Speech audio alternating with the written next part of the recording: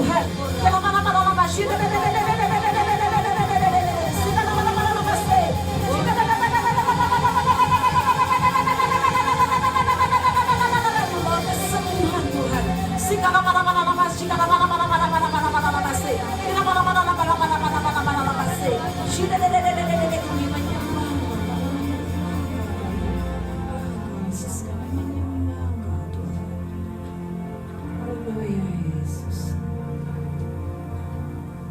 Segala pujian, hormat, dan kuasa kami naikkan kepadamu Tuhan.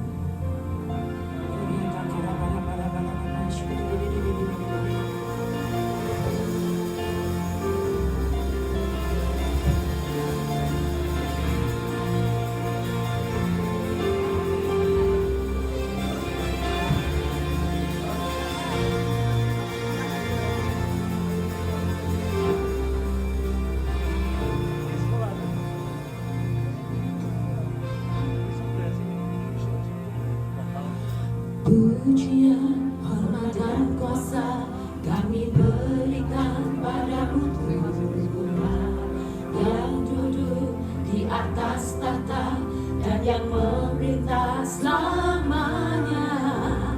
Kau Tuhan yang sudah ada, yang ada dan yang akan datang. Bagimu kemuliaan.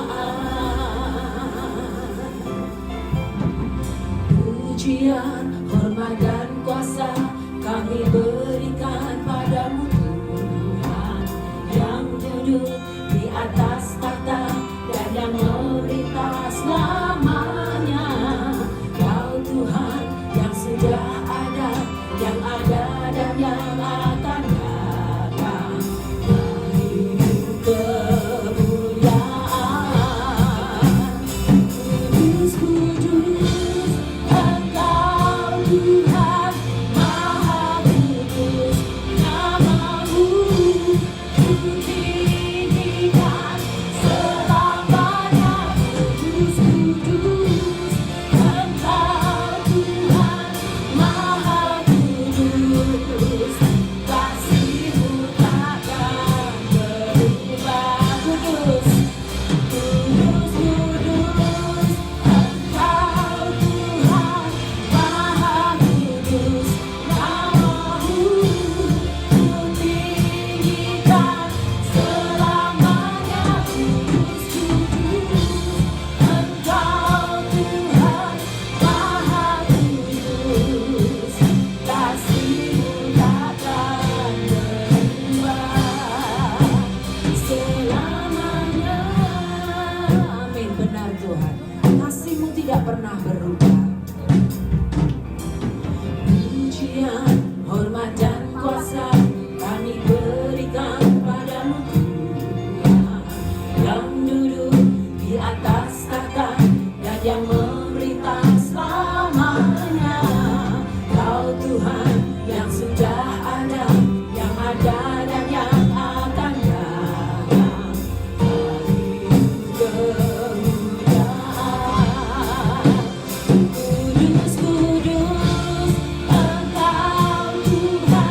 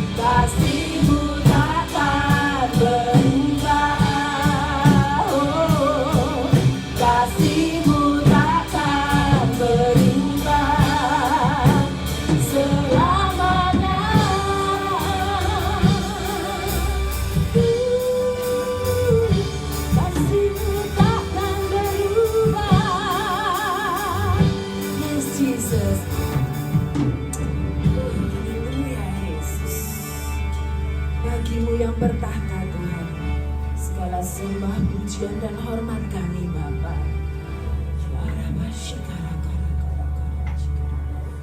Haleluya Tuhan.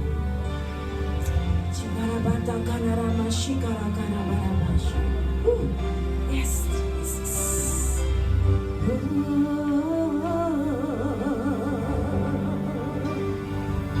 Yes.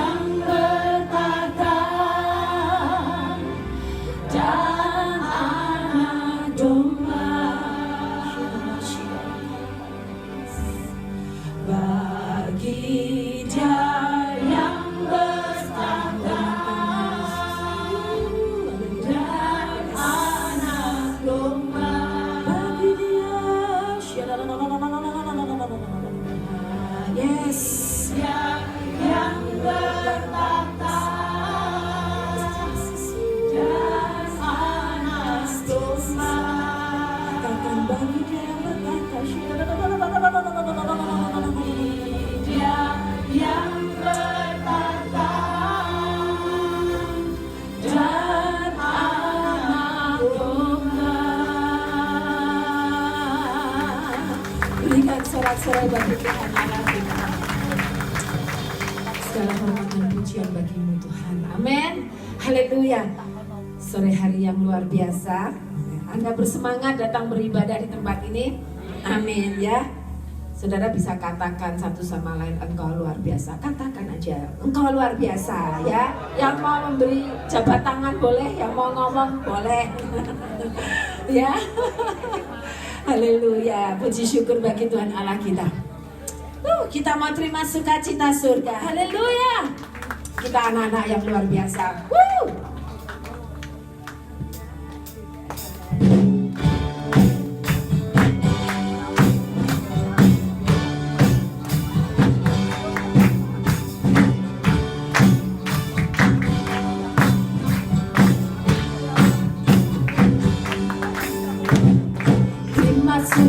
Cita surga, itulah kekuatan bagi jiwa.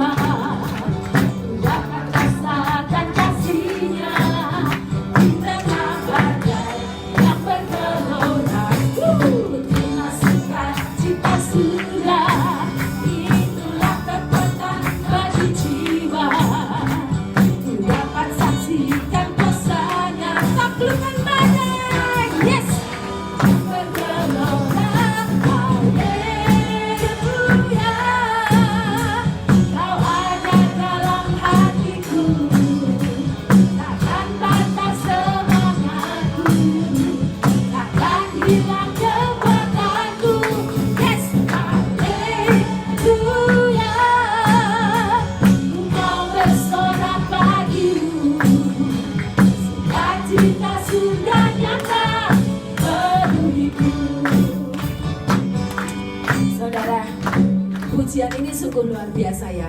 Kata-katanya itu ada kuasa yang dahsyat. Saudara, mungkin saat ini kita ya sebagai anak-anak Tuhan mungkin tidak terlepas hari-hari kita tuh ada ujian ya, ada pergumulan yang kadang bisa membuat kita sepertinya kayak narik sukacita kita, kayak narik semangat kita. Tapi saudara, yang luar biasa ya, ketika kita ditempa oleh hal seperti itu membuat kita tuh makin kuat karena apa saudara? Karena saat kita melewati itu semua, ada satu sukacita, aliran sukacita yang Tuhan sediakan, yang tidak bisa sebetulnya tidak bisa dikatakan itu seperti apa ya, tapi itu membuat Anda dan saya itu kuat menghadapi semua ini ya saudara. Sukacita ini perlu sekali ya.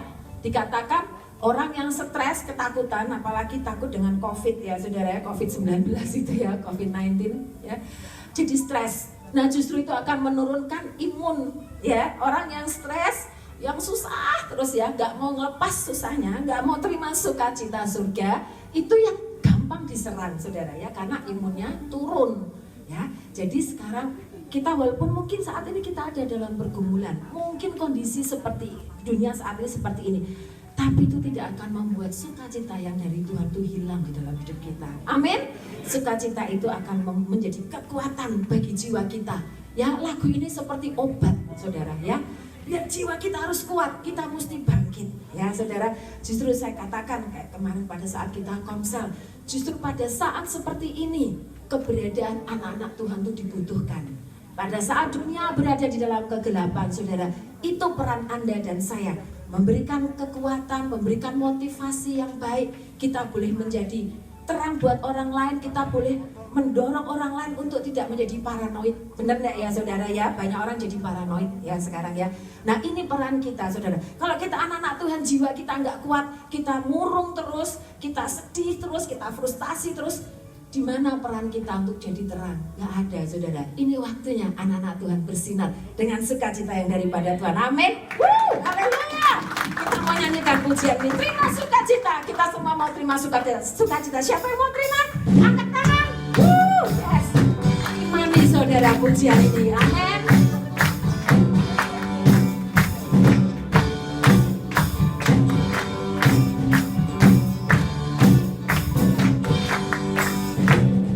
Terima sukacita surga. Itulah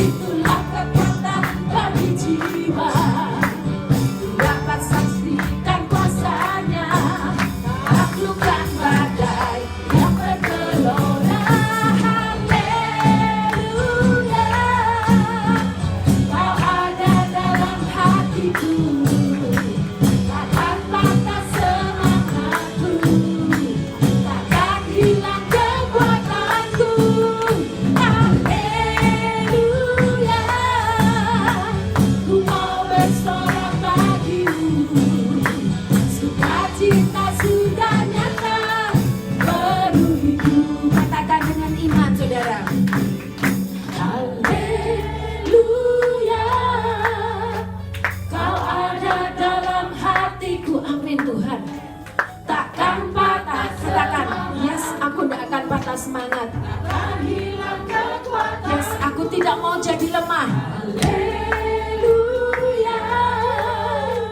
Ku mau bersorak bagimu, sebab sukacita surga nyata penuhiku. Haleluya. Yes. Haleluya. Kau ada dalam hatiku, takkan patah semangatku, takkan hilang kekuatanku. Yes. Haleluya. Ku mau bersorak bagimu, sukacita surga nyata penuhiku. Sukacita, amin. Sukacita surga nyata, amin. Sukacita surga nyata, amin. Sukacita surga nyata penuhiku.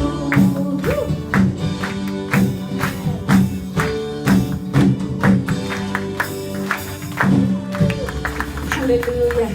Puji syukur bagi Tuhan Allah kita, sukacita surga itu nyata, saudara. Amin. Amin. Haleluya. Hatiku percaya padamu Tuhan. Engkau itu kekuatanku, Engkau itu mazmurku, pujianku. Haleluya. Dia menjadi kekuatan kita.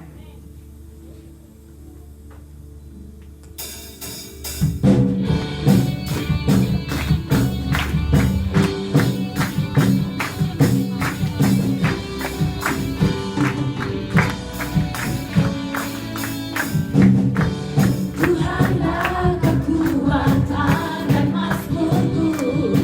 Siapa dia? Dia gunung batu dan keselamatanku. Hanya padamu hatiku percaya. Kaulah peran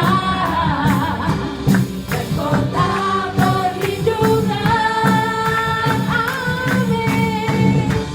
Ku mau selalu bersyukur sebab cintamu padaku takkan pernah berubah. Hatiku percaya walau bumi bergoncang, gunung-gunung beranjak, namun kasih setiamu tak pergi dariku.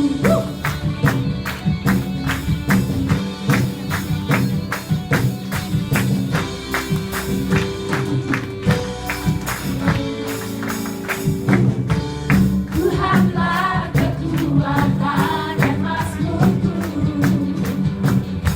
Dia gunung batu dan keselamatanku.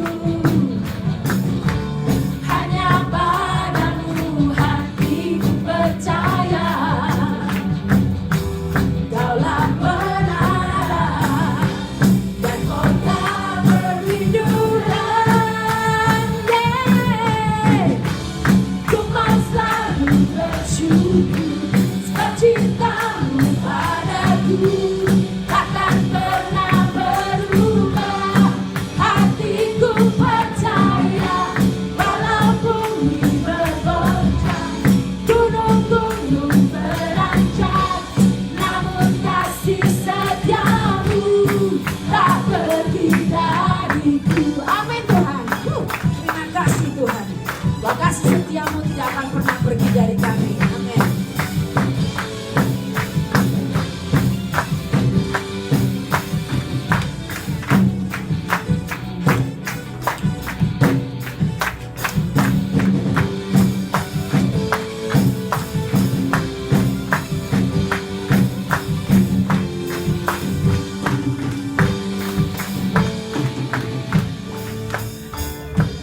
Ku mau selalu bersyukur sebab cintamu padaku takkan pernah berubah. Yes. Hatiku percaya walau bumi bergoncang, gunung-gunung beranjak, namun kasih setiamu tak pergi dariku. Yes, Tuhan. Ku mau selalu bersyukur sebab cintamu padaku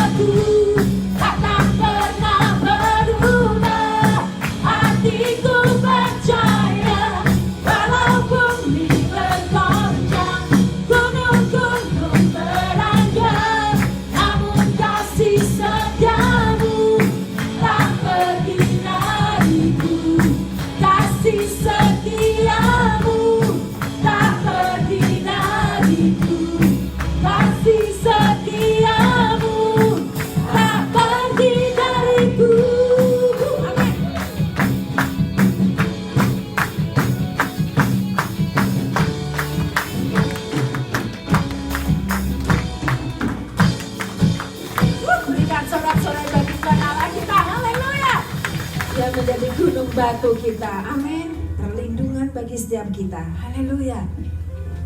Kami mau menaikkan syukur bagimu Tuhan, karena kasih-Mu yang begitu besar atas setiap kita. Haleluya.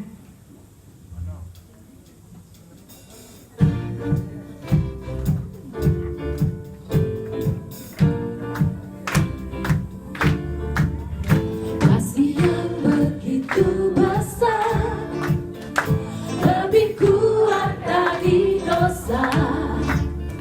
Kasih yang menemukanku, selamatkan dan pulihkanku.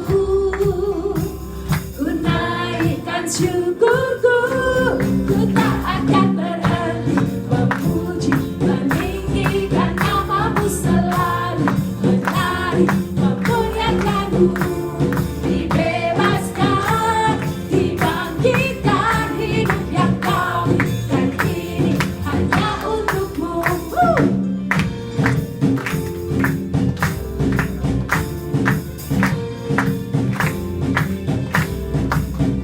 Kasih yang begitu besar, lebih kuat dari dosa. Kasih yang menemukanku, selamatkan dan pulihkanku. Semua menaikkan syukurku, ku tak akan berhenti memuji, meninggikan namamu selalu, menari, memuliakanmu. Dibebaskan, dibangkitkan, hidup yang kau berikan ini hanya untukmu. Takkan berhenti memuji, meninggikan namamu selalu, menari, memuliakanmu. Dibebaskan, dibangkitkan, hidup yang kau berikan ini hanya untukmu.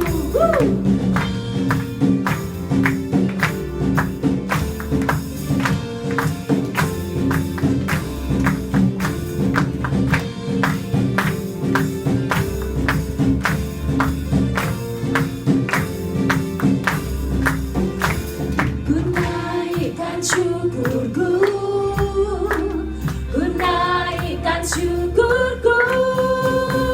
Yes!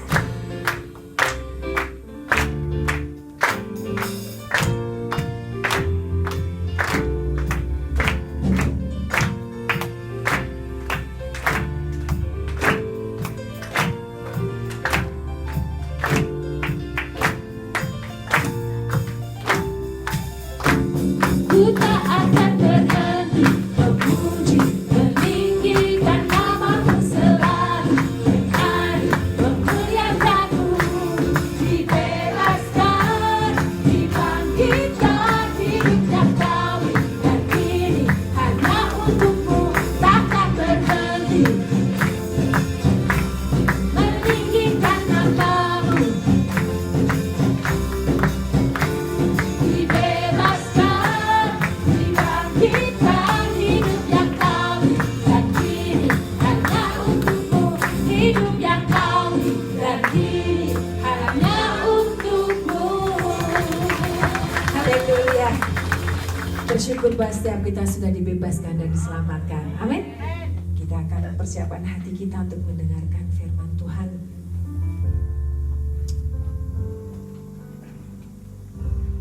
Allah menaungi setiap kita dengan sayap-Nya.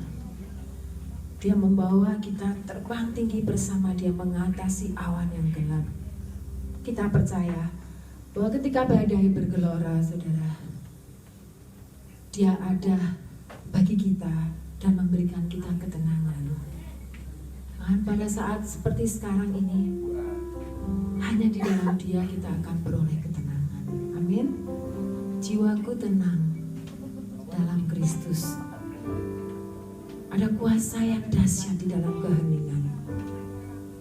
Saudara, kita akan bisa melihat melalui semua ini bahwa kuasa Tuhan dinyatakan atas dunia ini. Haleluya.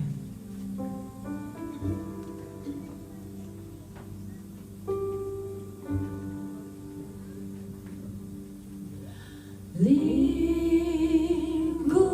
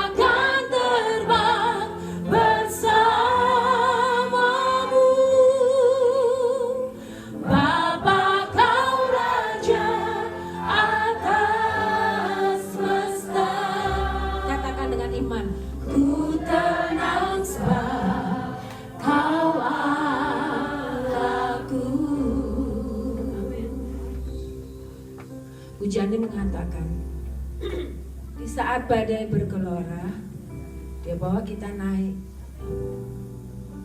Dan karena kita tahu bahwa Dia Allah kita, di situ kita bisa berkata, jiwaku tenang. Karena bukan hanya dengan kata-kata saja, saudara, nyata bahwa saat badai itu bergelora seperti saat ini, di mana Anda akan mendapatkan ketenangan. Ketika kita lihat sekeliling kita menjadi orang-orang yang ketakutan, orang yang ribut, sosmed memberitakan ini itu saudara. Gak mudah untuk mencari ketenangan. Tapi ketika Anda datang pada Tuhan, di situ Anda akan mendapat ketenangan bagi jiwa Anda. Amin. Yes, Jesus. Lingkupiku. Yes, Jesus.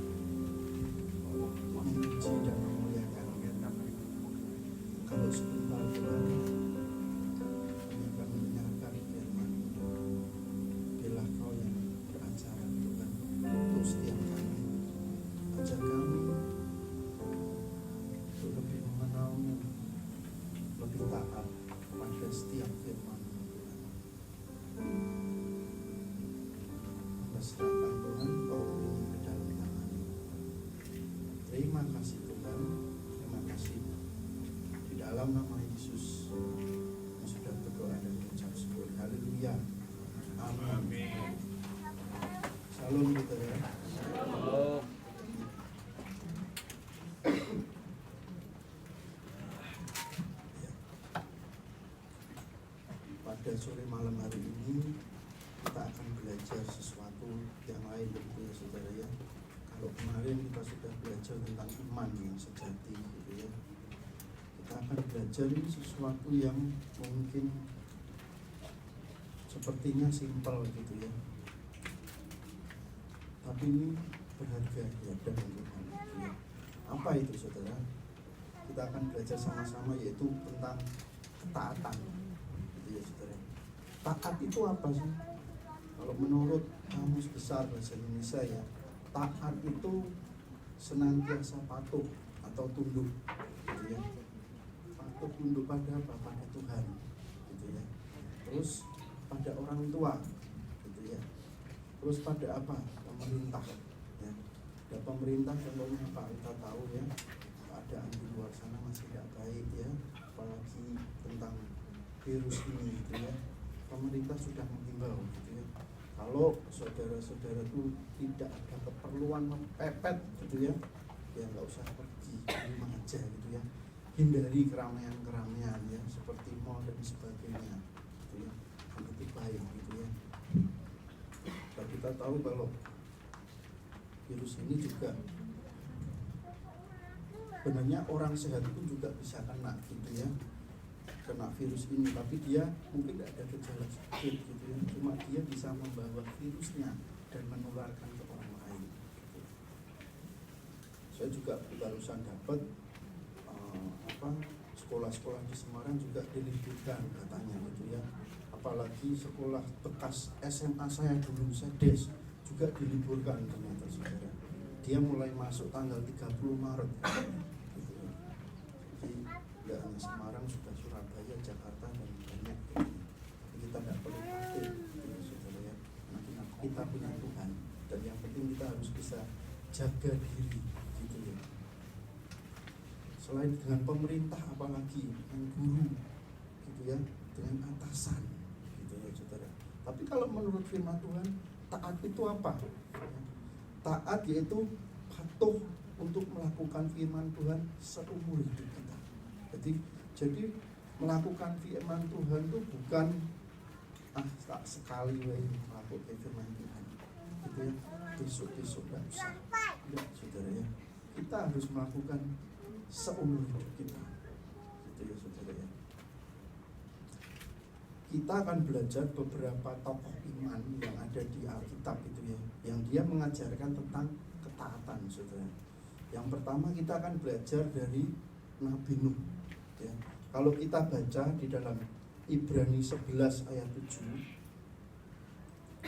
Ibrani 11 ayat 7, di sini dikatakan, karena iman maka Nuh dengan petunjuk Allah tentang sesuatu yang belum kelihatan, dengan taat mempersiapkan bahtera untuk menyelamatkan keluarganya. Dan karena iman itu ia menghukum dunia, dan ia ditentukan untuk menerima kebenaran sesuai dengan imannya gitu ya.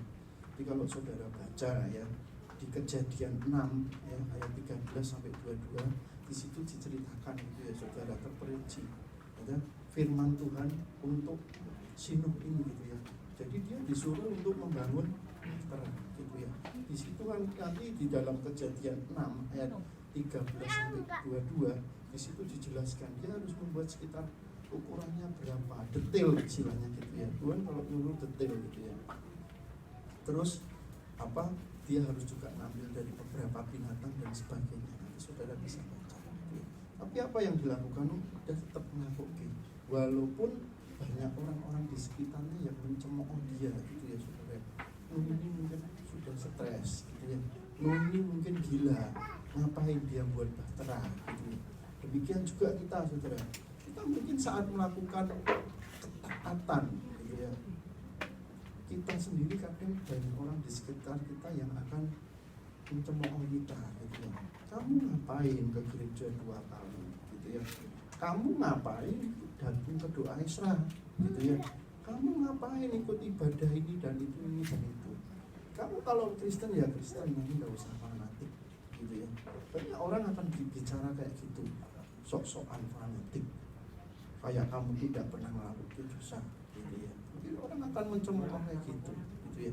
Tapi di saat kita taat, kita percaya, saudara, kita tidak usah dengerin omongan-omongan kayak gitu. Yang menentukan hidup kita bukan dia, gitu ya. Gitu ya, saudara ya. Amin, saudara. Karena itu kita harus lebih milih taat sama Tuhan, ya. Karena dia yang akan selalu menopang, dia yang selalu akan mendengarkan kita, saudara ya. Kalau kita dalam kesusahan, dia setia selalu mendengarkan kita. Juga saudara lagi susah ngomong ke tetangga, gitu ya, pasti tetangga saudara akan bilang, "Iki pasti pengen nyilih duit meneh iki," ya toh, "Iki pasti ngene meneh," gitu ya. Tidak mau, gitu ya. Di saat susah mereka tidak mau, saudara. Tapi di saat senang-senang mereka mau. Kalau Tuhan tidak susah senang, Tuhan tetap mau. Amin, saudara.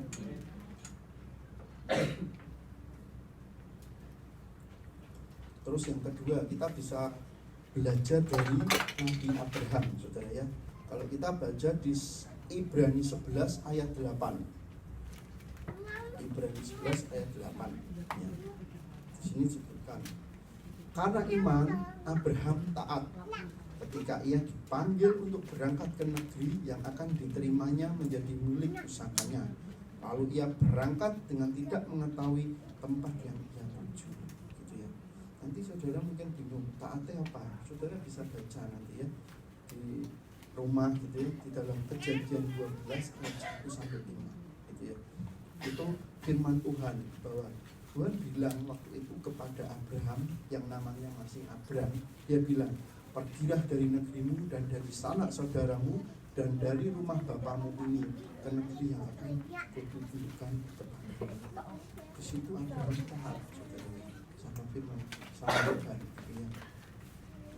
Beda kalau kita kadang kalau kita misalnya disuruh pergi, ya bukan pergi ya, disuruh misalnya kita mau pindah rumah, kita pasti sudah tahu tujuannya kemana, gitu ya. Oh, tempatnya di sini. Nanti aku mau pindah hari ini, tepatnya lokasinya di situ, gitu ya. Kita tahu. Tapi Abraham ini tidak tahu apa-apa, saudara. Tapi dia modalnya apa? Taat, ya, taat, gitu ya, saudara. Contoh yang lain di dalam Abraham apa? Kemarin kita sudah belajar ya, yaitu tentang Abraham, Tuhan meminta anaknya Ishak untuk dipersembahkan, ya. Di situ Abraham juga tidak banyak tanya, gitu ya. Ishak itu juga anak yang paling dia kasihi, ya. Untuk melepaskan anak yang dikasihi kan juga tidak gampang. Tapi dia taat, saudara. Dia mau melakukan, gitu ya. Tuhan dia mau melakukan, gitu ya, saudara. Contoh yang lain, kita akan belajar juga dari Yusuf. Kita buka di dalam Kejadian 37 ayat 13, saudara.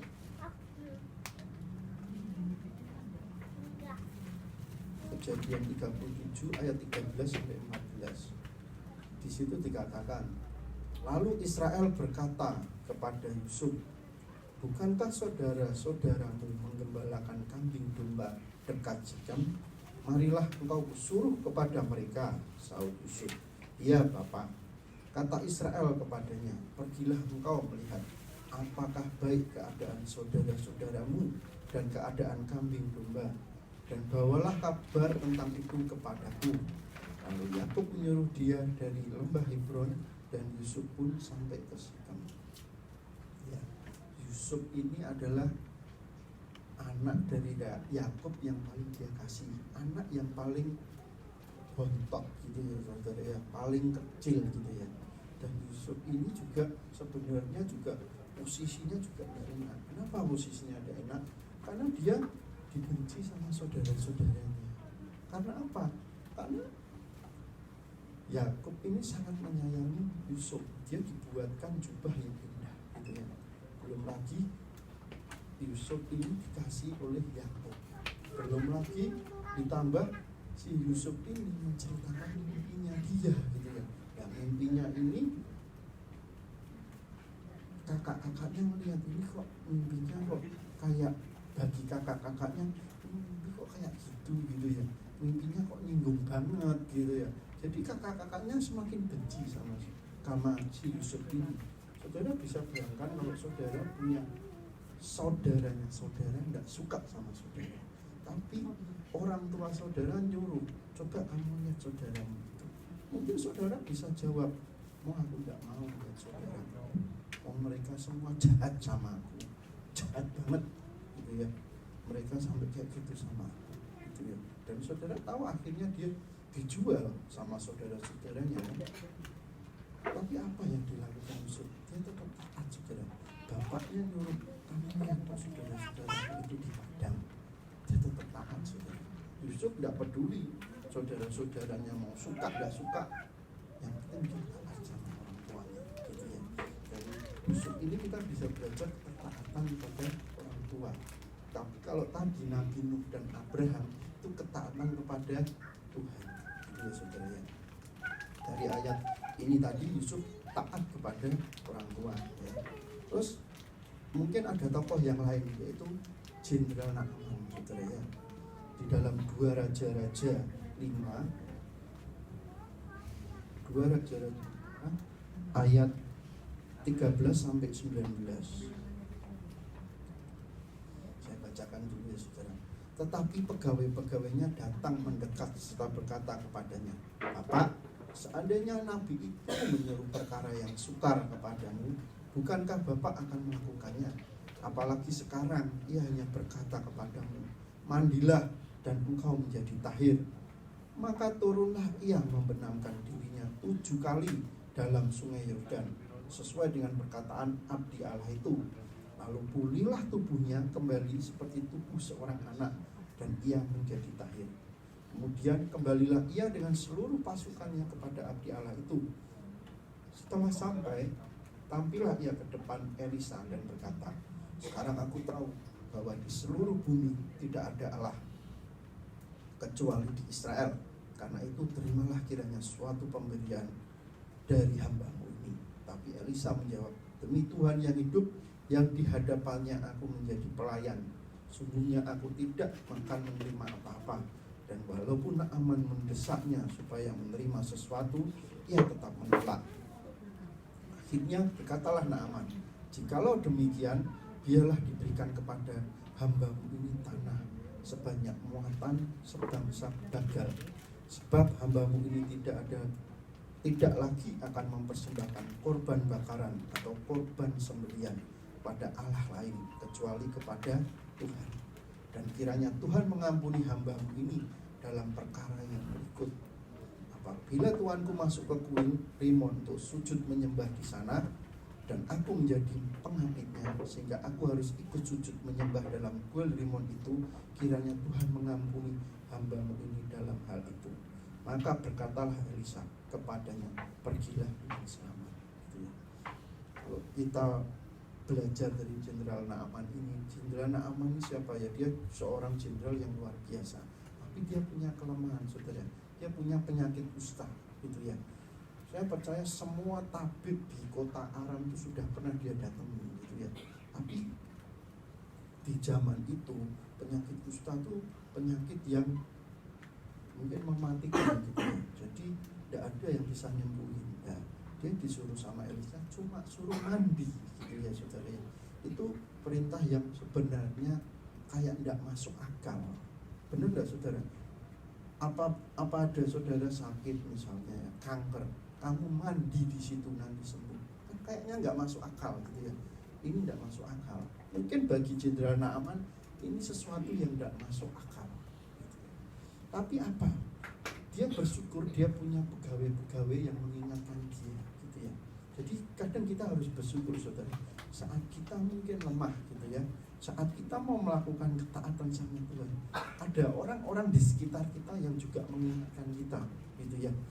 Kamu jangan gini, gitu ya. Kamu harus melakukan ini, gitu ya. Kita harus bersyukur kadang ada orang-orang di sekitar kita yang memang Tuhan tempatkan untuk menguatkan kita kadang, gitu ya.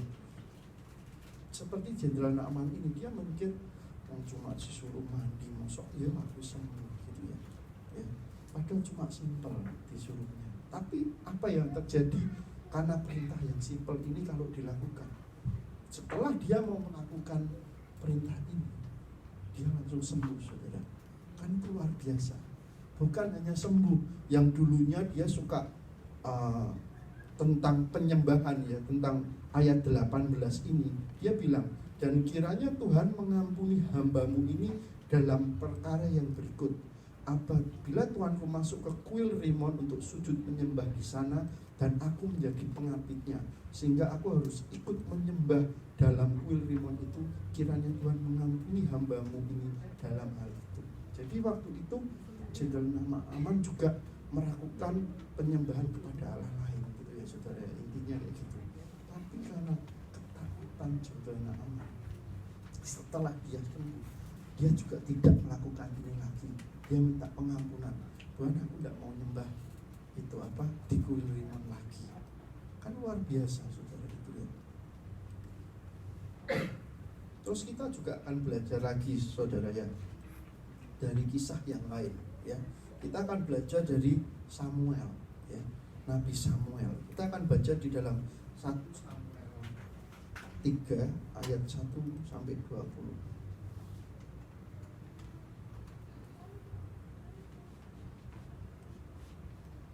Di sini perikopnya Samuel terpanggil gitu ya. Samuel itu siapa? Ini ya saudara, saya bacakan. Samuel yang muda itu menjadi pelayan Tuhan di bawah pengawasan Imam Eli. Pada masa itu firman Tuhan jarang, penglihatan pun tidak sering. Pada suatu hari Eli yang matanya mulai kabur dan tidak dapat melihat dengan baik sedang berbaring di tempat tidurnya. Lampu rumah Allah belum lagi padam. Samuel telah tidur di dalam bait suci Tuhan, tempat takluk Allah. Lalu Tuhan memanggil Samuel, Samuel, Samuel. Dan ia menjawab, ya Bapa. Lalu berlarilah ia kepada Eli serta katanya, ya Bapa, bukankah Bapa memanggil aku? Tapi Eli berkata, aku tidak memanggil, tidurlah kembali. Lalu pergilah ia tidur. Dan Tuhan memanggil Samuel sekali lagi. Samuel pun bangunlah, lalu pergi mendapatkan Eli serta berkata, ya Bapa, bukankah Bapa memanggil aku? Tapi Eli berkata, aku tidak memanggil anakku, tidurlah kembali. Samuel belum mengenal Tuhan, firman Tuhan belum pernah dinyatakan kepadanya. Dan Tuhan memanggil Samuel sekali lagi untuk ketiga kalinya. Ia pun bangunlah, lalu pergi mendapatkan Eli serta katanya, ya Bapa, bukankah Bapa memanggil aku? Lalu mengertilah Eli bahwa Tuhanlah yang memanggil anak itu. Sebab itu berkatalah Eli kepada Samuel, pergilah tidur, dan apabila ia memanggil engkau, katakanlah, berbicaralah Tuhan, sebab hambamu ini mendengar. Maka pergilah Samuel dan tidurlah ia di tempat tidurnya. Lalu datanglah Tuhan berdiri di sana dan memanggil seperti yang sudah, Samuel, Samuel. Dan Samuel menjawab, berbicaralah, sebab hambamu ini mendengar. Dari kisah ini saudara, dari apa yang saya bacakan ini saudara ya, dari ayat 1 sampai 10 kita bisa belajar ketaatan Samuel gitu ya. Apa ketaatan Samuel ya saudara? Jadi waktu itu di ayat 1 kan disebutkan saudara ya, masa itu firman Tuhan jarang, penglihatan pun tidak sering. Jadi waktu itu memang Samuel ini dirawat sama Imam Eli ya. Dia sudah seperti bapak gitu ya, ayahnya, orang tuanya gitu ya saudara ya. Sampai suatu saat Tuhan datang kepada Samuel gitu ya. Dia dipanggil gitu ya. Tapi waktu itu karena Samuel belum mengerti gitu ya, belum tahu kalau itu Tuhan, dia datang ke Imam Eli. Dia tanya ke bapaknya, Pak, kamu manggil aku? Enggak manggil kamu. Sampai 3 kali gitu ya. Tuhan manggil Samuel sampai 3 kali. Tapi terus Samuel datang ke Nabi Eli. Terus Nabi Eli bilang, enggak manggil kamu.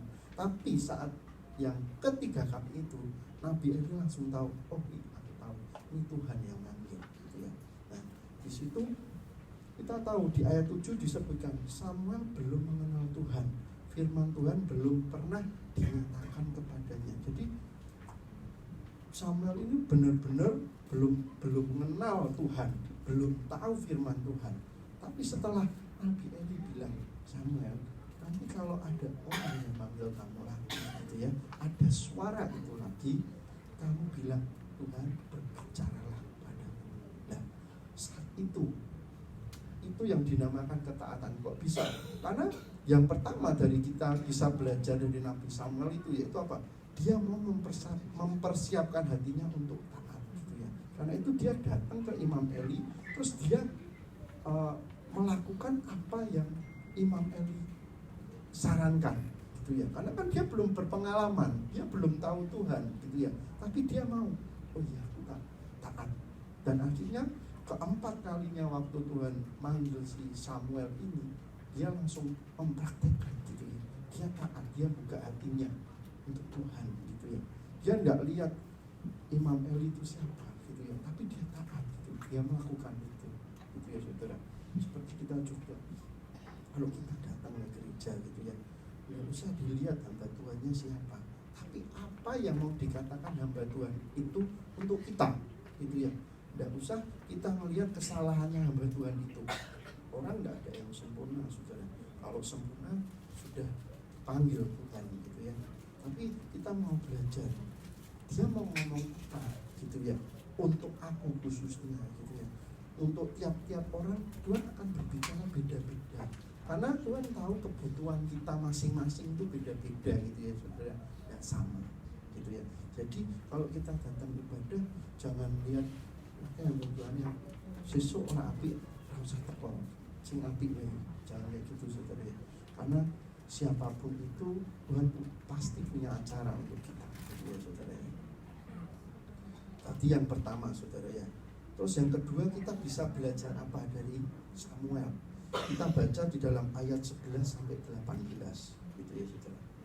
Di sini disebutkan, lalu berfirmanlah Tuhan pada Samuel, ketahuilah aku melakukan sesuatu di Israel, sehingga setiap orang yang mendengarnya akan bising kedua telinganya. Pada waktu itu aku akan menepati kepada Eli segala yang telah kufirmankan tentang keluarganya, dari mula sampai akhir. Sebab telah kuberitahukan kepadanya bahwa aku akan hukum keluarganya untuk selamanya, karena dosa yang telah diketahuinya, yakni bahwa anak-anaknya telah menghujat Allah, tapi ia tidak memarahi mereka. Sebab itu aku telah bersumpah kepada keluarga Eli bahwa dosa keluarga Eli takkan dihapuskan dengan korban sembelihan atau dengan korban sajian untuk selamanya. Samuel tidur sampai pagi, kemudian dibukanya pintu rumah Tuhan.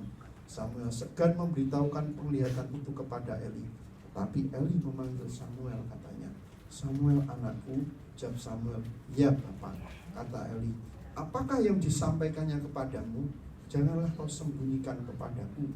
Kiranya beginilah Allah menghukum engkau, bahkan lebih lagi daripada itu, jika engkau menyembunyikan sepatah kata pun kepadaku dari apa yang disampaikannya kepadamu itu. Lalu Samuel memberitahukan semuanya itu kepadanya dengan tidak menyembunyikan sesuatu pun. Kemudian Eli berkata, dia Tuhan, biarlah diperbuatnya apa yang dipandangnya baik. Itu. Apa yang kita bisa belajar dari ayat 11 sampai 18? Jadi ceritanya seperti ini saudara. Waktu Samuel setelah dipanggil keempat kalinya gitu ya, Tuhan bicara sama Samuel, yaitu tentang Imam Eli gitu ya saudara, tentang anak-anak Imam Eli yang menghujat Tuhan gitu ya. Ini sudah peringatan kedua yang Tuhan lakukan gitu ya saudara. Sebelumnya Imam Eli sudah diingatkan gitu ya sama Tuhan. Kalau saudara nanti baca di dalam 1 Samuel 2 ayat 29 sampai 30, di situ Tuhan juga sudah ngomong, sudah diingatkan gitu ya. Anak-anak mungkin menghujat aku, jadi keluargamu nanti tak hukum. Istilah gampangnya kayak gitu saudara ya. Karena waktu itu dia sebagai orang tua, dia tidak mau memberitahu anaknya kalau itu tuh salah. Dia tidak mau menegur anaknya, itu hal yang salah yang dilakukan, sampai dia harus menghujat Tuhan gitu ya. Tapi Eli itu diam-diam gitu ya saudara, harus lapor anakku gitu ya. Seperti kita juga, kalau anak kita salah saudara ya, jangan didiamkan ya. Kita harus bisa memberikan pengertian, bisa menasehati gitu ya. Jangan terus saudara bilang, rapupo masih cilik ya toh mesake ya toh, janganlah biar dia jangan saudara ya. Kalau dia sudah melakukan hal yang tidak baik, kita harus langsung mengingatkan gitu ya, karena kita punya tanggung jawab sama Tuhan, kita sudah dikasih anak dan sebagainya. Jangan sampai anak kita melakukan sesuatu yang malah itu melanggar firman gitu ya. Kita harus bisa menasehati gitu ya saudara. Jangan sampai anak-anak itu yang bikin di dalam keluarga itu jadi batu sandungan gitu ya. Jangan sampai malah kita membiarkan gitu ya. Itu Tuhan tidak berkenan kalau kayak gitu gitu ya.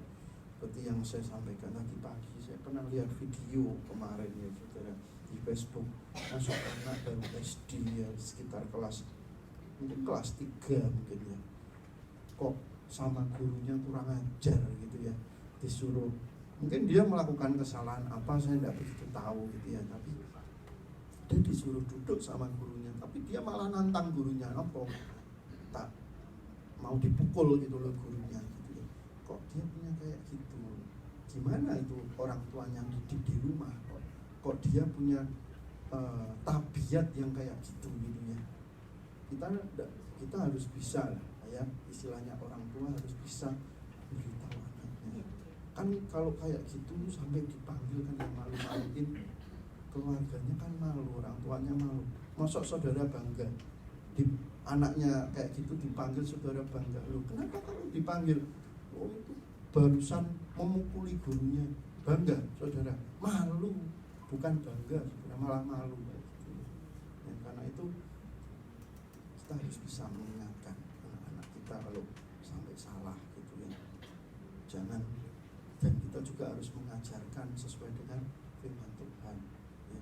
Seperti pagi tadi saya juga cerita, jadi pernah suatu saat kita tuh datang ke pestanya anaknya teman saya gitu ya. Dia nggak satu sekolah sih sama anak saya, cuma dia kan dulu bekas teman saya SMA gitu ya, dipanggil ya datang gitu ya, mau pesta, mau makan-makan, kalau dia datang rugi ya, saudara istilahnya gitu. Terus kita datang gitu ya, waktu di pesta anak-anak. Tentu kalau sudah pesta anak-anak itu mestinya semua anak-anak kan ngumpul gitu ya, ngumpul main-main, ada kuis dan sebagainya. Pada suatu saat waktu saya sudah duduk, terus tiba-tiba anak saya datang, dia nangis, "Pak, aku dipukul sama dia gitu ya, dia pokoknya dia." Loh kenapa? Terus dia lari, terus dia nunjuk, "Ini loh Pak yang mukul aku." Dia, "Mosok saya sebagai orang tuanya, ini yang mukul kamu, ambil kursi pukul ke dia." Kan ya nggak mungkin saya ngomong kayak gitu ya saudara ya. Pasti saya akan ngomong, ya udahlah, nggak usah dibales gitu ya. Walaupun dia masih anak kecil, mesti nggak tahu ya, masih umur segitu mesti nggak tahu. Tapi kita harus belajar menenangkan, udah nggak usah dibalas. Lain kali kalau ada yang kayak gitu, kamu jauh aja. Temenmu kan cuma satu tok itu gitu ya, masih banyak yang lain, udahlah kayak gitu kan, itu lebih baik. Bukan malah kita ngompor-ngompori gitu ya, mengajarkan bales ya dibales sekalian. Kalau kamu dilukai kan nggak seperti itu gitu saudara ya.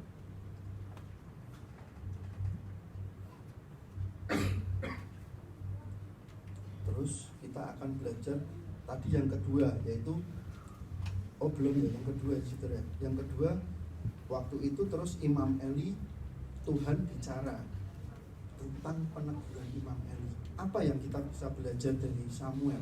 Yaitu dia taat untuk berani menyatakan kebenaran. Walaupun sebenarnya dia sungkan mau ngomong ke Imam Eli, karena sudah terlanjur dia menganggap Imam Eli kan bapaknya gitu ya saudara ya.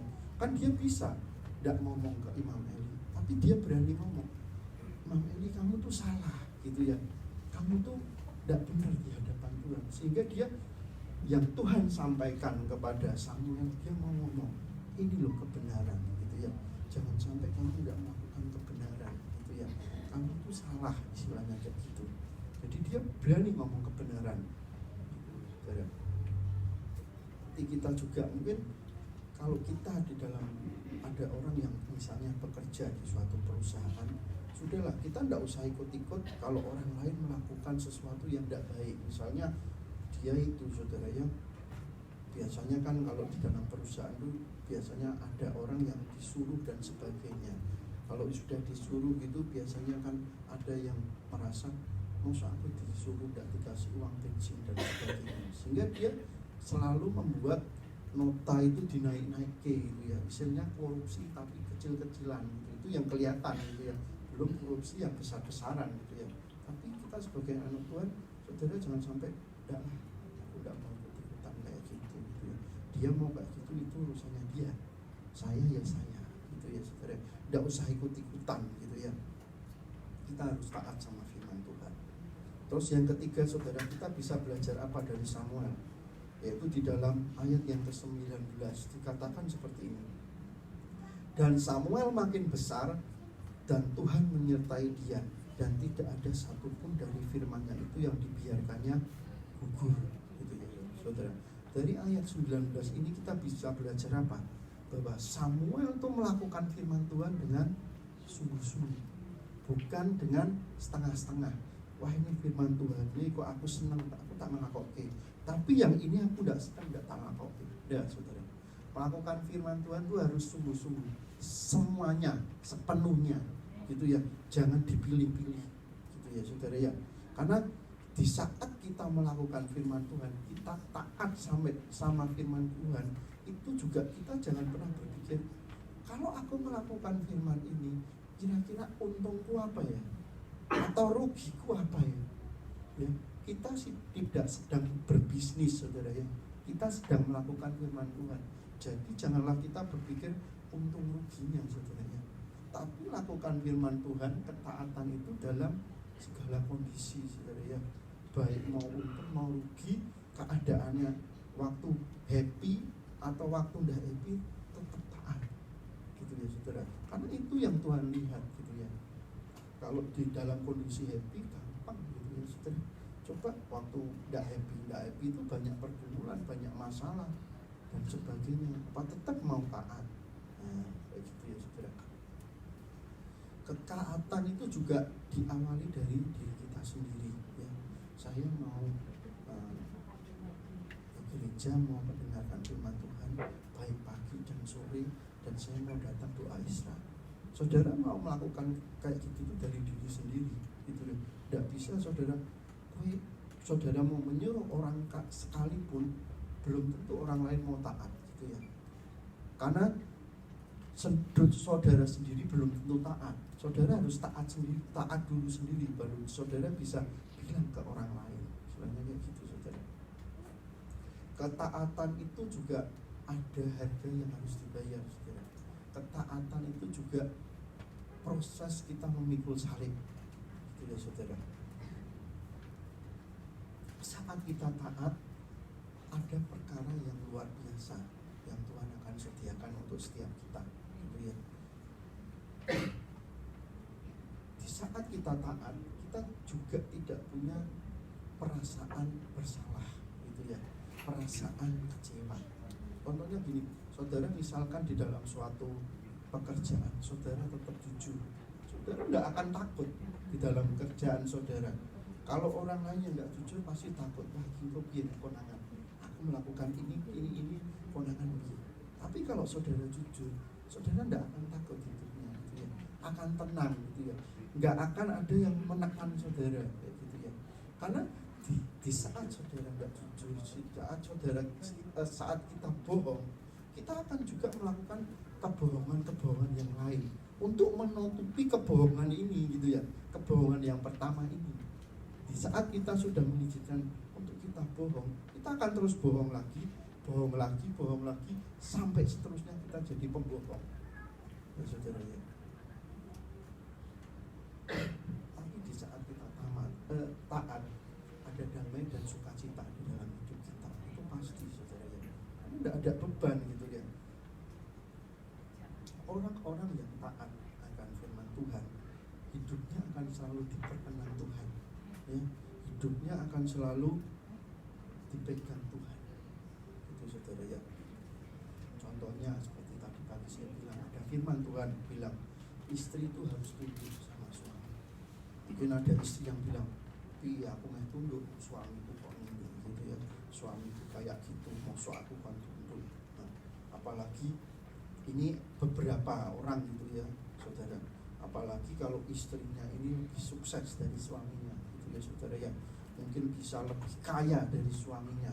Untuk istri itu tunduk mungkin juga susah. Ngapain aku tunduk sama suamiku? Aku ya bisa kerja sendiri, apa-apa aku bisa cari sendiri. Tapi firman Tuhan kan bilang, kamu tetap harus tunduk. Itu walaupun kamu mungkin lebih sukses, mau lebih kaya, tetap kamu harus tunduk. Begitupun sebaliknya, waktu kita mengalami pergumulan, persoalan dalam rumah tangga itu pasti ada persoalan. Saya di dalam rumah tangga ya pasti ada persoalan. Tidak ada di dalam rumah tangga mulus terus gitu, tidak ada gitu ya. Jalan tol aja ada geronjalannya gitu saudara ya, apalagi dalam rumah tangga gitu ya.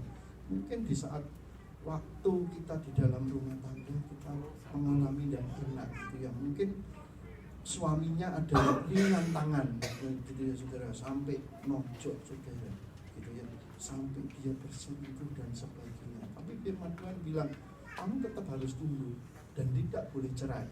Firman Tuhan kan bilang kayak gitu. Dan saudara tetap lakukan aja firman Tuhan. Nanti urusannya suaminya mau kayak gimana itu terserah Tuhan gitu ya. Saya pernah mendengarkan kesaksian saudara ya. Ini saudara dia pernah dengar, dia namanya Ibu Judith Salim saudara. Dia orang Medan. Jadi ibu itu waktu itu dia posisinya belum mengenal Tuhan saudara. Dia masih agama seberang lah istilahnya. Waktu itu dia umur 21 tahun. Waktu itu setelah itu waktu dia mungkin dalam acara apa, dia ketemu dengan orang Singapura saudara, umur 21 tahun. Terus orang yang ketemu sama dia itu cowok itu ya, terus dia bilang, I am in love with you, falling in love with you. Aku jatuh cinta sama kamu. Saat itu dia memutuskan, oke lah aku nikah. Karena apa? Pertimbangan dia, karena dia lebih kaya cowoknya.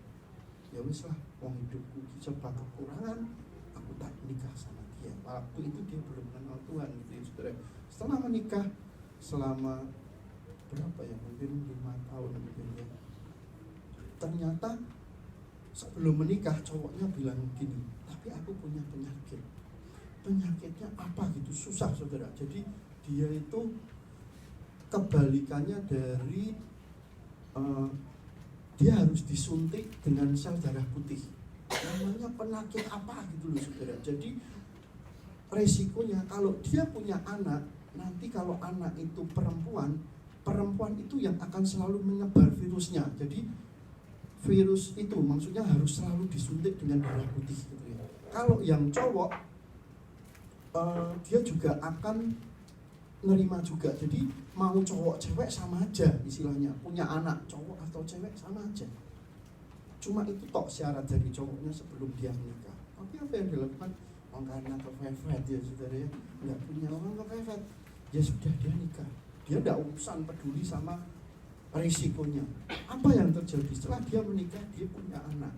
Setelah dia punya anak, waktu melahirkan, terus dokternya bilang gini, anak ibu ada 4 masalah, 4 virus. Saya agak lupa apa saja. Tapi yang ada yang pertama, anak ibu ini punya kanker otak. Dia bilang gitu saudara. Yang kedua dia punya Down syndrome. Jadi saudara tahu ya mukanya, maaf loh saudara, mukanya kayak orang planet. Down syndrome itu kayak gitu saudara. Terus yang ketiga penyakit yang tadi, dia harus disuntik dengan darah putih gitu ya, darah putih atau apa gitu loh, namanya apa saya nggak begitu saudara. Dan yang keempat dia itu jantungnya bocor 3 lubang. Saudara bisa bayangkan, tidak anak Tuhan sekarang anaknya kayak gitu. Piye saudara kalau punya gitu piye? Wes Pak Dokter iki anaknya disuntik mati webar. Benar enggak saudara? Kondisinya sudah kayak gitu dan itu tidak bisa ditinggal gitu ya saudara. Tapi apa yang terjadi setelah itu? Suaminya datang setelah melahirkan dan suaminya bilang gini sama dia saudara, kayaknya kita tidak cocok lagi. Gila enggak suaminya saudara? Setelah tahu keadaan anaknya kayak gitu dia bilang, ini kita tidak cocok lagi, kita bisa aja. Sedih enggak sebagai istri digituin saudara? Sedih loh pasti. Setelah itu dia anaknya kan dititipkan di rumah sakit itu di Singapura gitu ya. Terus dia pulang ke Jakarta. Setelah dia pulang, dia buka pintu rumahnya. Terus dia buka pintu kamarnya.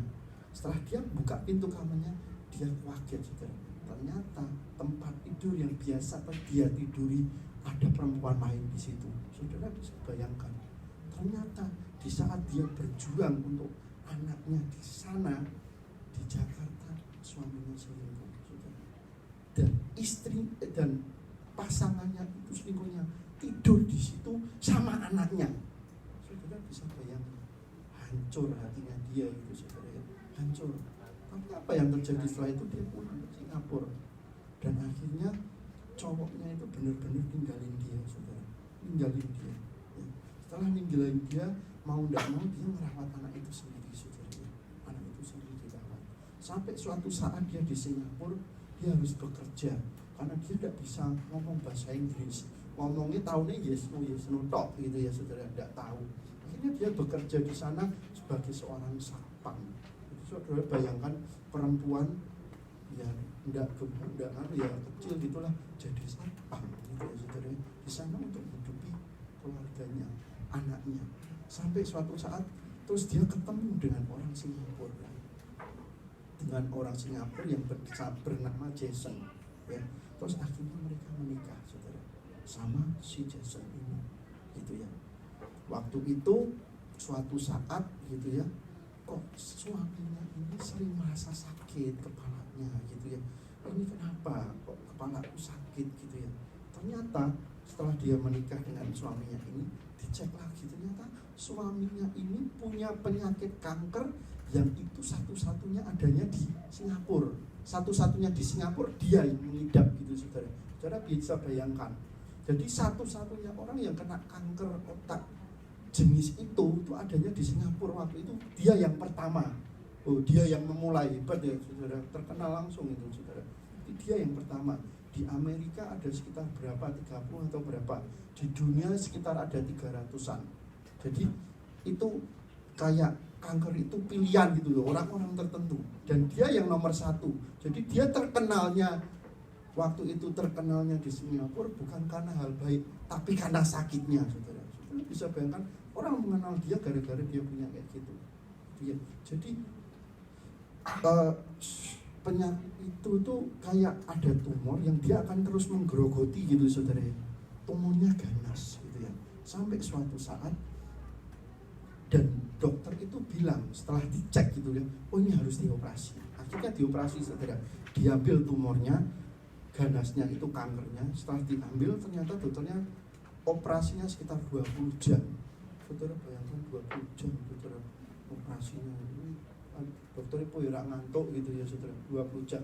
Setelah itu dokternya cuma bilang, wah ini suamimu sudah agak terlambat. Kankernya sudah nyebar di mana-mana, sudah nempel di otaknya gitu ya, dia bilang gitu. Jadi yang nempel di otaknya masih 30%, saudara. Jadi kalau ini saya ambil, nanti suamimu meninggal. Jadi ya ini tak diemin dulu gitu ya. Tapi tidak apa-apa, kalian kan masih muda. Paling tidak ya suamimu bisa bertahan 6 bulan. Dokternya bilang gitu, saudara, 6 bulan. Tapi apa? Ternyata suaminya ini merupakan anak Tuhan, saudara. Dia bilang gini, suaminya, itu kan kata dokter itu, dia bilang 6 bulan. Karena waktuku sudah sempit, ayo kita melakukan pelayanan. Waktu itu karena mereka menikah memang sudah secara Kristen gitu, saudara ya. Suaminya itu sudah mengenal Tuhan gitu ya. Kita pelayanan gitu ya. Terus dia pelayanan di berbagai tempat gitu ya, saudara. Padahal waktunya cuma 6 bulan gitu ya. Tapi tidak terasa akhirnya dibalik pelayanan itu sampai lama, sampai beberapa tahun tuh, akhirnya dia tidak mati loh, saudara, tidak mati. Tapi di saat lama itu Tuhan juga tidak menjanjikan ke dia akan sembuh, tidak, saudara. Tapi waktu itu, setelah itu dia pelayanan sampai luar negeri, luar biasa, saudara, sampai Pakistan, Thailand, Indonesia dan sebagainya itu ya. Nah, waktu itu, waktu dia tidak pelayanan, dia harus bekerja. Jadi dia bekerja tuh dia kayak membuat masakan gitu loh, saudara ya, kayak pasta gitu ya. Di saat dia masak pasta, saudara, pasta itu kan panas, saudara ya, pasta itu panas. Sampai suatu saat pernah ada kejadian ada seorang pembeli itu sampai melongo melihat dia. Hah? Kenapa kok melongo? Ini katanya apanya? Ini mata ini ada apa ya namanya ini ya? Ini tuh sampai glewer gitu saudara. Saudara bisa bayangkan ya, kalau Pak Mata Pak ya, ini tuh sampai glewer gini tuh saudara. Sampai kayak apa ya? Maaf kayak ya pokoknya glewer gitu saudara. Sudah kena kanker otak, tambah glewer gila nih saudara ya. Tapi waktu itu pelanggannya kaget, terus istrinya bilang, loh kenapa kamu? Itu loh matanya kok sampai kayak gitu. Istrinya sendiri kaget. Wah, jadi satu tuh nutupi mata saudara sampai glewer gitu. Terus dia cuma bilang, si suami ini kan dia sudah kenal sama Tuhan, dia cuma bilang gini, Tuhan, masuk aku kerja ya mataku sampai kayak gini Tuhan, aku disembuhkan Tuhan, sembuhkan. Terus dia ngusap gini saudara, sampai 3 kali sembuh saudara. Dia ini yang glewer itu bisa ketarik lagi saudara, bisa ketarik lagi. Dan ada dokter yang bilang waktu itu, dia tanya dokter, wah itu luar biasa, katanya kalau ini sudah glewer tidak bakal dia bisa naik lagi gitu loh saudara ya. Ini dokternya yang bilang gitu ya, ini kalau sudah glewer sampai bawah, sampai kindul-kindul gitu ya, tidak bisa narik lagi. Itu pasti Tuhan. Nah, tapi tidak hanya situ saja saudara, sampai selama dia melayani sampai sekitar 10 tahun dia tidak mati-mati loh saudara. Sampai suatu saat ya dia berdoa gitu ya, Tuhan ini gimana enaknya gitu ya. Sampai suatu saat dia harus, akhirnya dia ke rumah sakit saudara ya. Dia ke rumah sakit, dia harus cek toh, mau tidak mau dia harus cek gitu ya. Setelah dicek ternyata dia sudah nyebar saudara, kankernya sudah menggerogoti gitu loh saudara. Jadi dia dioperasi juga dalamnya sini tuh sudah bolong. Jadi cuma ketutup kerangkanya ini kerangka kepala ini, tapi dalamnya tuh sudah bolong saudara. Tinggal otaknya dia tok gitu saudara ya. Saudara bisa bayangkan gitu ya. Sampai itu terus dia cuma suaminya, karena orang itu kalau sudah lama dalam pergumulan pasti orang itu akan mengatakan, Tuhan aku sudah kesel, kayaknya kok tidak ada jalan keluar ya Tuhan, aku sudah ikut melayani kamu lama tapi seakan-akan ada tembok yang memisahkan kita Tuhan. Seolah-olah pasti kayak gitu. Tidak mungkin orang sudah doa lama, mungkin bahkan sampai 10 tahun, seperti seolah-olah saudara, Tuhan tidak jawab. Pasti kita akan merasa lemes gitu ya. Kita merasa harapan kita ini wis habis. Kok kayak wis pasrah gitu loh. Wis lah. Ya. Namanya manusia pasti akan kayak gitu. Dia juga akhirnya dia bilang sama istrinya, sudahlah, aku tak pamit. Aku sudah tidak kuat lagi. Ini sudah menjalar kemana-mana, gitu ya. Aku tak pamit ya. Aku sudah terlalu lelah untuk terus menanggung ini sampai 10 tahun. Dimana sampai 10 tahun itu tadi saya bilang kan, Tuhan tidak pernah bilang kamu akan disembuhkan, enggak saudara. Ya. Sampai terus setelah itu saudara dia tidur ya, sama istrinya. Waktu itu sudah di rumah sakit di Singapura saudara. Saudara tahu malamnya saudara, dia tiba-tiba tuh bisa bangun. Terus dia waktu dia bangun dia teriak, Tuhan Yesus ada di sini, Tuhan Yesus ada di sini. Istrinya kan kaget saudara. Dia lagi tidur, cuma itu kamarnya mungkin agak terpisah gitu ya. Ada kamar lain gitu ya saudara untuk tidur. Istrinya cuma bingung, ada apa? Lalu dia lari, sebelum dia bisa deketi suaminya, dia pun tersungkur saudara. Di situ Tuhan Yesus datang. Singkat cerita, setelah itu paginya istrinya itu ketiduran saudara, karena ada hadirat Tuhan Yesus datang. Istrinya ketiduran. Setelah istrinya tidur, dia bangun kan pagi-pagi saudara, bangun. Terus dia cari, suamiku mana? Kok tidak ada gitu ya? Kok tidak ada suaminya? Terus dia panggil susternya, susternya masuk, suaminya kok mana? Bingung saudara sama susternya, belum, mana orangnya kok tidak ada? Terus dia manggil semua, jadi dia manggil keamanan dan sebagainya gitu. Waktu dia panik, ternyata suaminya tiba-tiba keluar dari kamar mandi barusan mandi saudara. Terus istrinya bilang, loh kamu ngapain kok mandi? Aku kayak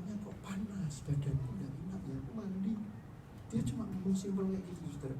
Terus dia bilang, terus dia cerita saudara, kan tadi malam istrinya datang, tapi terus karena kena hadirat Tuhan dia terus pingsan istilahnya gitu ya. Terus dia cerita, tadi malam Tuhan Yesus datang sama aku, terus aku ditumpangi tangan sama dia. Dia berkata, aku akan disembuhkan. Dia bilang gitu saudara, Tuhan bilang gitu. Terus setelah itu saudara, istrinya cuma melongo, disembuhkan.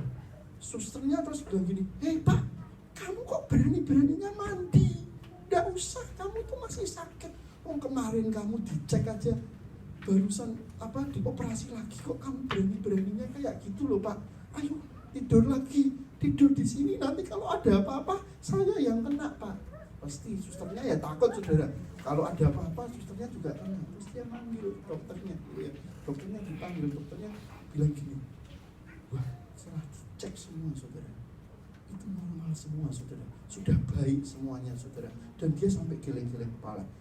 Biasanya ya, selama saya mau operasi otak,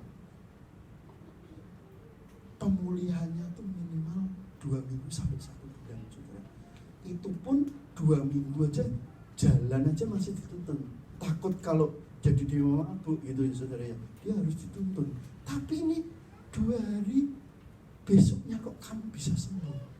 Ini kalau tidak mujizat dari Tuhan, gimana gitu ya saudara ya.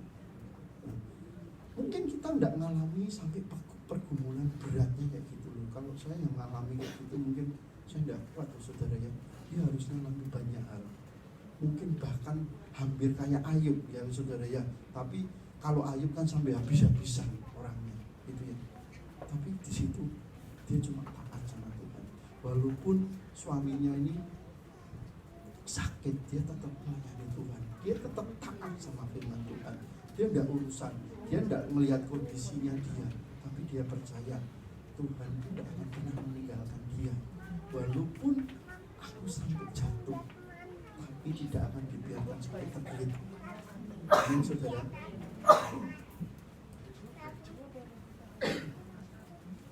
Kalau contoh yang lain mungkin bisa belajar dari Daniel juga ya. Atau kita buka aja di Filipi saudara, Filipi 2 ayat 8. Ini tentang ketaatannya Tuhan Yesus saudara. Filipi 2 ayat 8. Di sini disebutkan, dan dalam keadaan sebagai manusia ia telah merendahkan dirinya dan taat sampai mati, bahkan sampai mati di kayu salib gitu ya. Kalau Tuhan Yesus saja memberikan contoh kepada kita, dia aja taat saudara, apalagi kita harusnya juga taat saudara. Benar enggak saudara? Saat kita tidak mau melakukan ketaatan, saat kita tidak mau melakukan firman Tuhan, apa yang Alkitab katakan saudara? Kita bisa baca saudara di dalam Amsal 13 ayat 13. Kalau kita tidak mau melakukan firman, taat sama firman, apa yang firman katakan di sini saudara? Siapa meremehkan firman, ia akan menanggung akibatnya. Tetapi siapa taat kepada perintah akan menerima balasan. Firman Tuhan banyak saudara ya. Apa saja nanti saudara bisa baca kitab gitu ya. Apalagi misalnya kalau saudara mau menikah gitu ya, firmannya jelas, gelap dan terang tidak bisa bersatu. Jangan sekali-sekali saudara tetap terobos saja, rausan gitu ya. Firman Tuhan sudah bilang, gelap dan terang tidak bisa bersatu. Jangan saudara malah istilahnya ngeremehkan, kan katanya firman. Tidak saudara, kalau saudara berani menerobos, saudara akan menerima menanggung akibatnya. Ini loh firman loh yang ngomong ya, bukan saya gitu ya. Firman ngomong apalagi banyak hal gitu ya. Kita nggak boleh ini, kita harus menghormati orang tua, kita harus apa? Kita harus jalankan firman itu, kita harus taat gitu ya saudara ya. Karena firman dibuat untuk ditaati, bukan untuk senang-senang tok gitu saudara ya. Salah satu contoh di Alkitab, tokoh yang tidak taat itu siapa saudara? Saul gitu ya. Karena ketidaktaatannya Saul, dia tidak diperkenan sama Tuhan. Saudara mau jadi Saul? Enggak kan? Kita semua mau jadi orang yang diperkenan sama Tuhan gitu ya saudara ya. Kalau kita mengalami pergumulan, permasalahan, ada 3 hal saudara yang harus kita jaga gitu ya. Jangan sampai kita tidak melakukan 3 hal ini gitu saudara. Yang pertama, kita harus bisa jaga hati kita gitu ya. Jangan sampai waktu kita bergumul mengalami sesuatu hal yang tidak enak, kita tidak bisa jaga hati kita. Kita harus tetap jaga. Yang kedua, iman kita ya. Jaga iman kita gitu ya. Yang ketiga, respon kita. Jangan sampai respon kita itu salah gitu ya. Jangan sampai kita malah melakukan hal yang tidak benar gitu ya. Saya pun jadi orang juga tidak terlepas dari pergumulan. Selama kita hidup, kita pasti punya yang namanya permasalahan, pergumulan gitu ya. Tapi pada setiap masa kita pasti Tuhan punya sesuatu hal yang beda untuk diajarkan pada anak-anaknya. Kalau saya punya pergumulan seperti yang tadi pagi saya bilang, saya cuma paling nyanyi gitu ya di hadapan Tuhan, terus sama saya selalu pegang firman gitu ya. Seperti tadi pagi saya bilang, saya ada lagu yang ini selalu saya ingat bahwa lagu ini tuh koyok saya banget gitu loh saudara. Mungkin saudara punya lagu-lagu Kristen yang lain yang kalau mungkin saudara lagi saat saudara keadaannya kurang baik gitu ya, lagu ini bisa menguatkan kita gitu ya. Tapi kalau saya paling suka lagu ini saudara. Dia kata-katanya gini saudara, Tuhan Kaulah Bapakku, dia Bapakku saudara, tempat perlindunganku saat hatiku takut, ku percaya hanya kepadamu. Tuhan Kaulah Bapakku, tempat perlindunganku saat hatiku takut, ku percaya hanya kepadamu. Ku rasakan tenang hatiku tinggal di dalam hadiratmu. Lewati badai ku takkan goyah, ku tahu engkau memegang tanganku. Saya selalu gitu saudara. Kalau sudah gitu saya pasti langsung nangis. Tuhan, saya tidak perlu banyak omong sama kamu. Kamu tahu hidupku kayak apa gitu ya. Kamu tahu pergumulanku, kamu tahu permasalahanku. Kalau sudah gitu saya cuma bisanya nangis. Mungkin saya bisa lama gitu nangis. Dan itu tidak ada yang tahu dan orang lain tidak perlu tahu ya. Karena itu urusan saya pribadi sama Tuhan ya. Sudah nangis saya coba bilang, Tuhan, saya tahu air mata saya ini tidak akan pernah percuma walaupun saya harus nangis. Tapi saya percaya air mataku ini kau tampung di kirban-Mu Tuhan. Dan air mataku ini akan berbicara kepadamu. Saya cuma kayak gitu saudara. Dan saya selalu megang firman Tuhan. Di dalam 1 Korintus 10 ayat 13 dikatakan seperti ini saudara.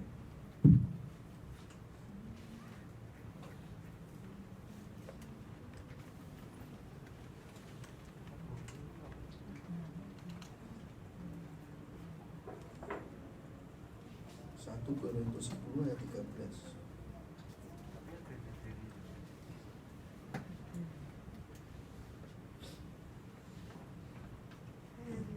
Itu ya saudara. Pencobaan-pencobaan yang kamu alami ialah pencobaan biasa yang tidak melebihi kekuatan manusia. Sebab Allah setia dan karena itu Ia tidak akan membiarkan kamu dicobai melampaui kekuatanmu. Pada waktu kamu dicobai, Ia akan memberikan kepadamu jalan keluar sehingga kamu dapat menanggungnya.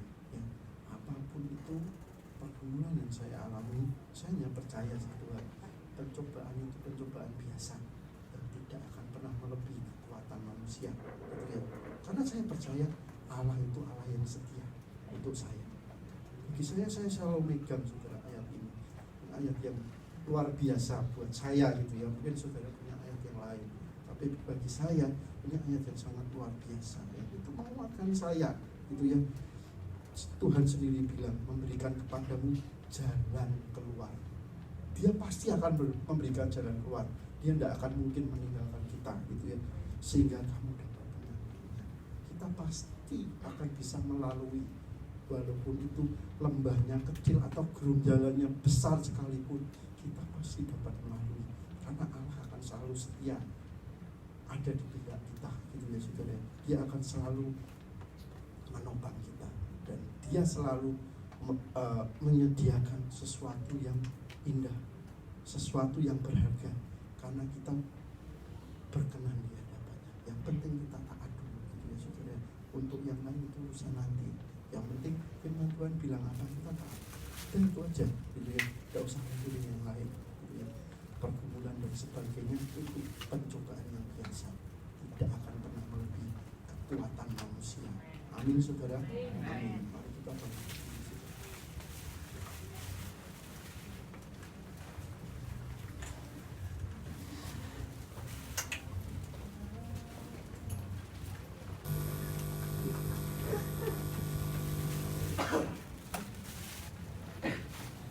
Berdiri ya saudara. Haleluya. Hujan terus soalnya.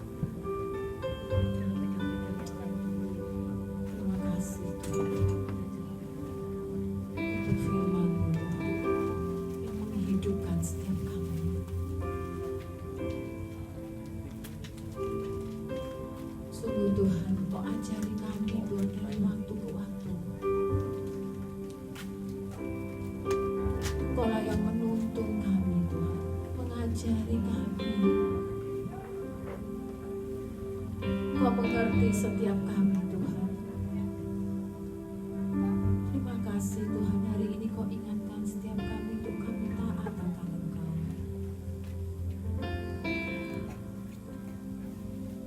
Mungkin tidak mudah Tuhan untuk kami Bapa, ketika kami harus mengalami pergumulan dan itu menuntut satu ketaatan. Tapi seperti hamba-Hambamu Tuhan di dalam Alkitab, ketika mereka mau taat Tuhan, ada hal luar biasa yang Tuhan sediakan. Mampukan kami